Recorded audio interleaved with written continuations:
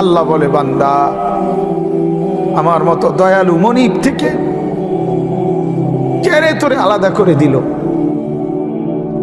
মা গাররাকা, আরে বান্দা আমার থেকে কেন আলাদা হলি?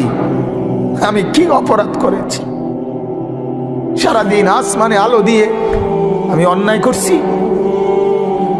আজ আবার রাতের বেলা ঘুমের পরিবেশের জন্য অন্ধকার করে দিয়ে আমি অপরাধ করছি?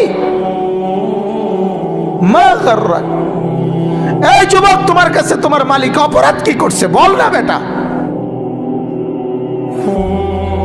বল। কেন সেজদা করলি না ভাইয়া? আল্লাহ তোমার কাছে কি অন্যায়টা করছে? কি অন্যায়, কি না দিছে মালিক? মা গাররাকা বিরাব্বিকাল কারীম, এটা আল্লাহর ডাক।